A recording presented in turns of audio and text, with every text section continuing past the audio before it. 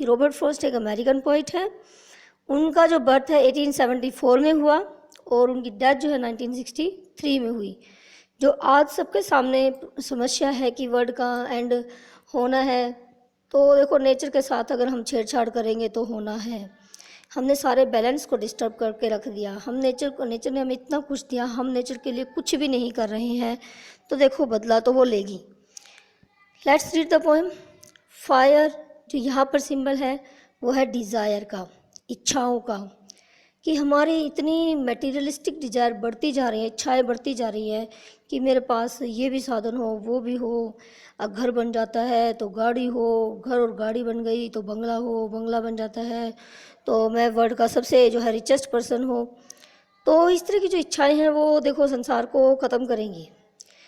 और जो आइस है, जो बर्फ़ है, वो सिंबल है यहाँ पर हेट का, कि जैसे नफ़रत हमें जमा देती है अंदर से, हमारे इंसानियत को ख़त्म कर देती है, ऐसे ही जो हेट है ना वो भी इंसानियत को ख़त्म करती है। तो लेट्स रीड द पोएम।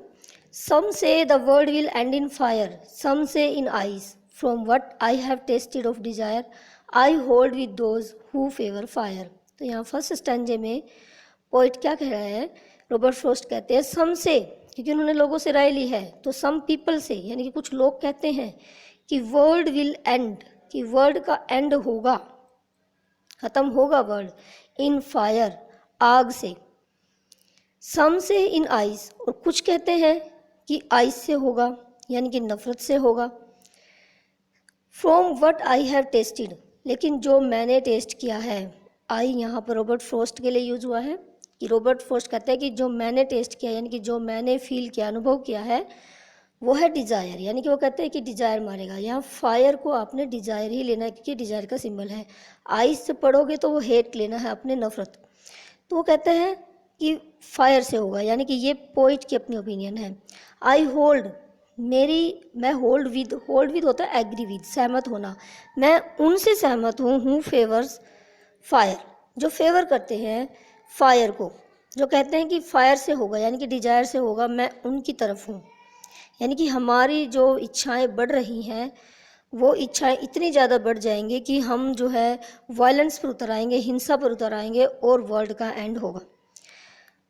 लेकिन सेकंड स्टैंजे में, क्योंकि दूसरे लोगों की भी उसने राय जानी है, कि दूसरे लोगों ने अपनी अपनी राय बताई है कि कैसे अंत होगा।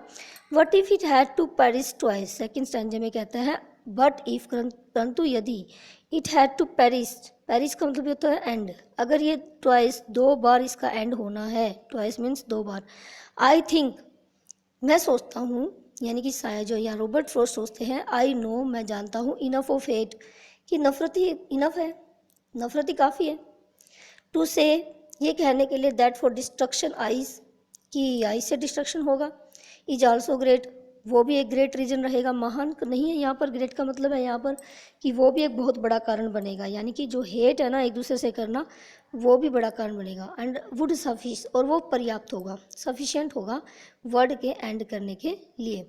तो यहाँ पर जो है बिल्कुल क्लियर कर देता है वो कि संसार का अंत एक बार होगा तो वो डिजायर से होगा।